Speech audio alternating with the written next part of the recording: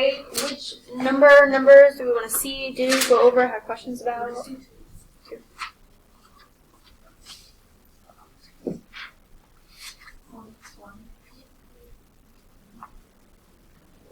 4.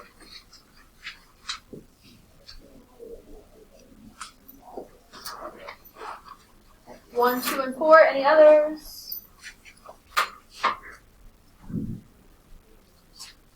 Okay. Let me do this first, and then we'll go through that.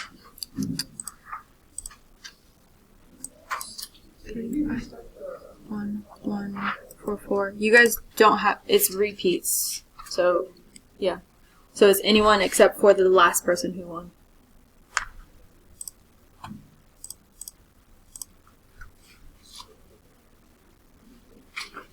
Okay. For number 1, slope. And it's been a while since we did that. We could label these x1, y1, x2, y2, and then use our slope formula, y2, I'll write this up inside, minus y1 all over x2 minus x1, 1 minus 4 all over 6 minus a negative 3. This would give us negative 3 over positive 9, and then you would simplify. Negative 1/3 was the answer to number 1.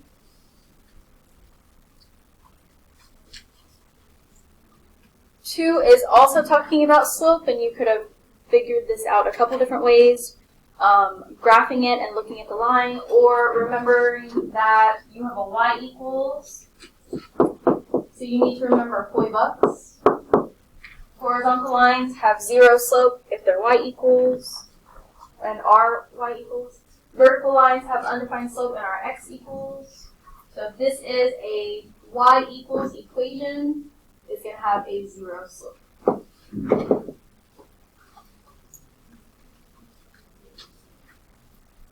Questions on those two before we continue?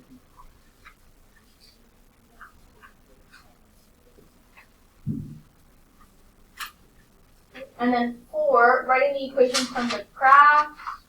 You had to find your slope and your y-intercept. Y-intercept was easy because that was at 1. The slope, you had to find another point that crossed the grid lines exactly. So it was only really 1.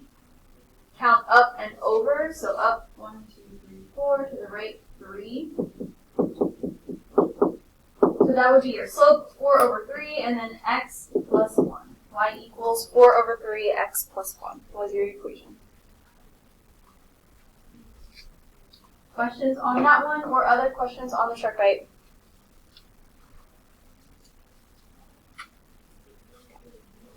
So today's lesson is going to be short, but everyone should have this in front of them. What's nice about today's lesson is if you've been paying attention, this should be easy for you, because really it's just talking more about the transformations. So as a reminder, we had transformation words, and then we used that to write equations. We were given graphs that were transformed, and used those transformations to write equations. Now we're going to be given equations and writing the transformations. So if you need any of your previous notes out to talk about the transformations, that might help.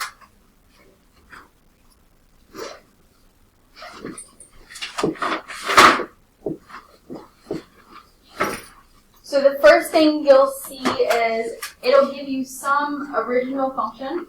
In this case, it's not x squared or absolute value. It's just a function. It's saying the function in general, f of x. This would be your parent function to this other one. Then in this new function, 2 things change. It now has this minus 2. It now has this minus 3. So we just have to think about what the transformations are. Go ahead, Franco. It's a horizontal shift. Yes, for the negative 2. To the left. No, wait. To the right. To the right. It's always opposite, so it's minus, but If you're thinking left would be minus, so the opposite, so right.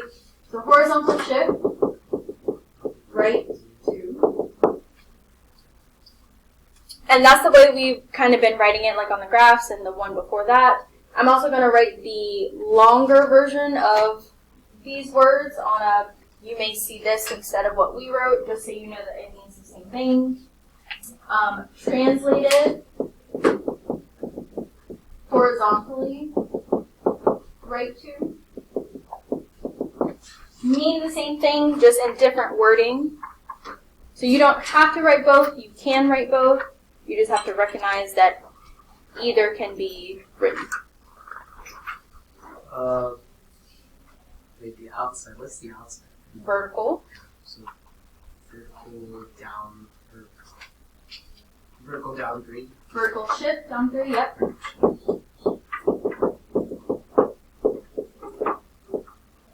And that would also be a translated vertically down 3.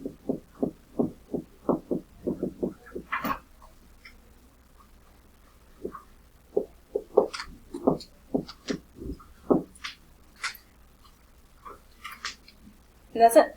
We're just writing out what the transformations are for each thing. So before we go on to the next one, what questions do we have on that one?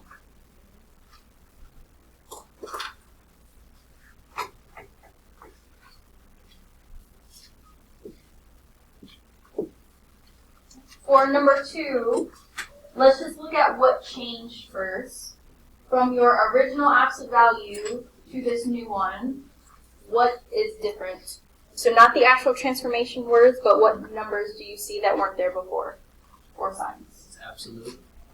Yeah, absolute value. So that part is still the same. Absolute value.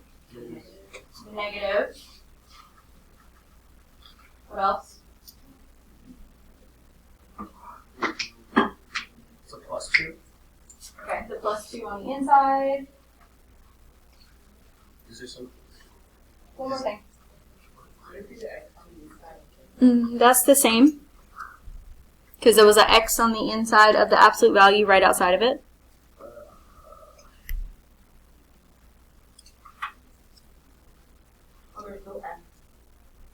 That is true, but there should have been. That was a typo.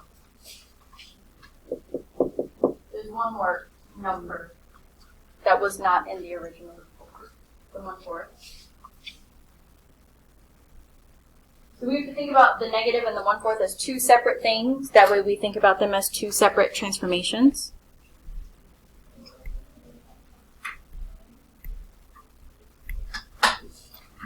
So this one has 3 transformations. 2 of them are outside of the function, so those are going to be vertical something. Yeah. Vertical reflection, yes. And then wouldn't it be a vertical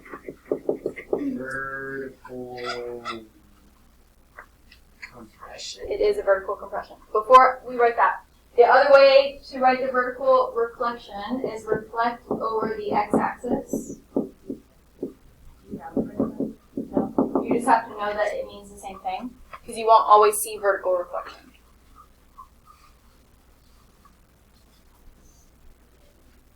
And then was vertical compression, and we would say by 1/4.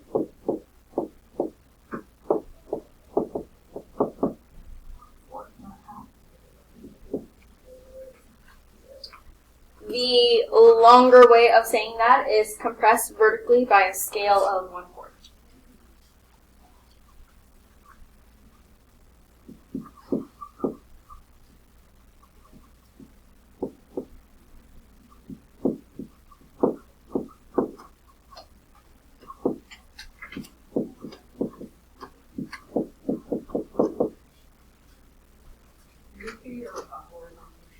In what direction?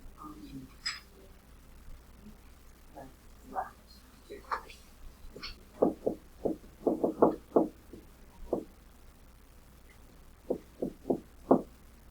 Or that wording from before, translated horizontally left.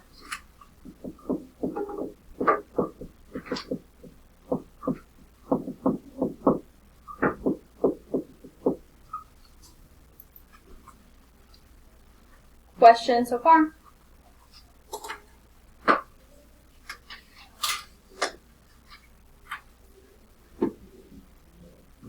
Let's do number 3. What do you see in the new equation that was not in the original? X squared, well, squares. There's squares. Okay, so in this original. Oh, x squared. So this was already squared, so that hasn't changed. But it's a negative. But it is negative.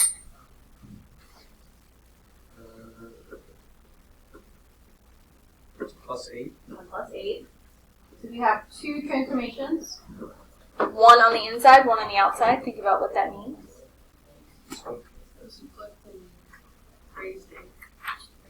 Yeah, so it was reflected how? Horizontally. Or a reflection over the y-axis.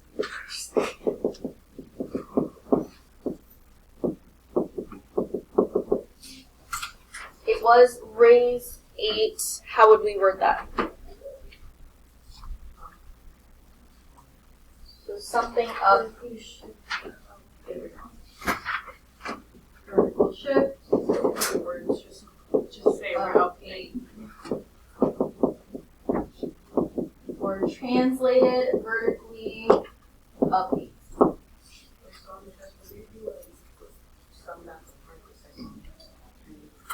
So you may remember from the second lesson we did that I've had problems that gave you transformation words.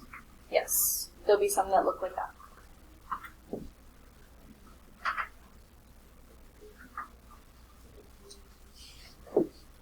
Number 4, what changed from the original to this new one? There's a 2 outside of the parentheses. Okay, And it's squared. it was squared here. Minus 7. Minus 7. So we're going to have 2 transformations.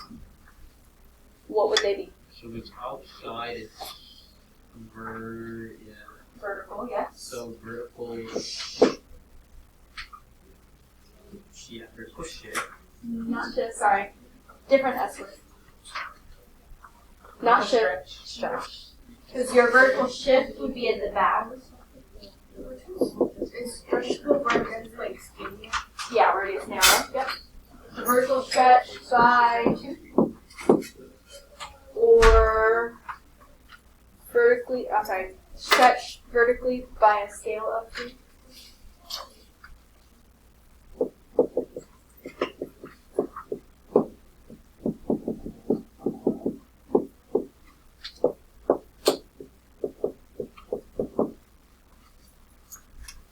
And negative 7?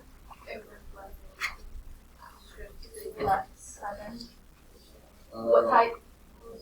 Horizontal shift. Sorry, not left. Right? Right, yeah. Is this opposite? So that would be translated horizontally right 7.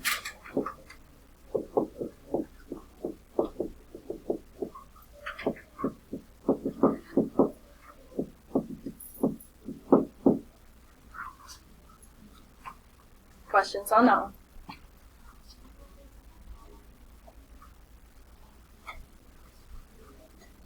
Look at the other ones, 5 through 8. Are there any you want to see, do, go over, have questions about? 8, yep.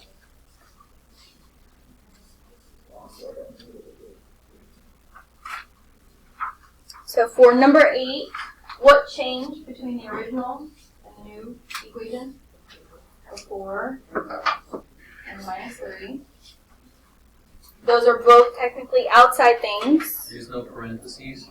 Okay, there's no parentheses, so nothing on the inside. What would that mean for our transformations? It's vertical. Well, Yes, they are both vertical. Oh, it's got wider. Oh, and it's stretch. It's a stretch, but it wouldn't get wider, that would get narrow. Yes. That vertical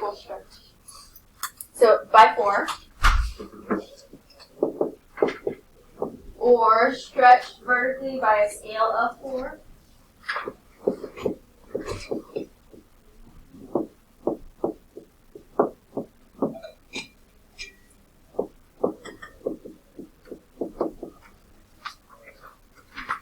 And the -3.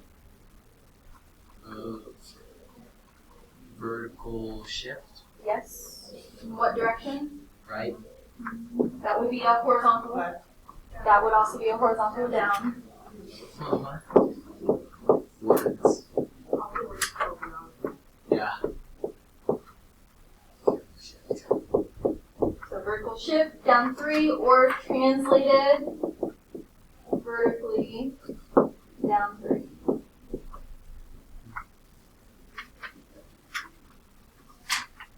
I'm writing, but it's disappearing. It's weird. Okay. Up. Oh. We'll just erase that whole thing because I don't know what happened. That was weird. From the 4. So anytime you see a number in front of your function that's bigger than 1, it's going to be a stretch. It's outside, so it's vertical. It could be a fraction if it's bigger than 1, so like 5/4, 3/2, something where the numerator is bigger than the denominator. But usually if it's a fraction, it's going to be a compression, but that fraction has to be less than 1. Any others we want to see, do go over, have questions about? Is it like this for contact? Some of it is multiple choice and you're just looking at shifts or reflections. It's 4 questions, right? Yeah. Oh, thank God. Okay. That's 7 question one really. Yeah, that one was a lot. Okay, so for the remainder of class, you guys have different options. Work on the 2 that are open today that are due next week, so you don't have to worry about them. Work on the 1 that's due tomorrow, if you haven't already. Work on the 2 that were due on the 31st, as those are part of marking period 4. If you want additional practice, you could go back and do 5, 6, or 7 on this page, or 14 through 20 on the back. Use this time wisely. Let me know if you have questions.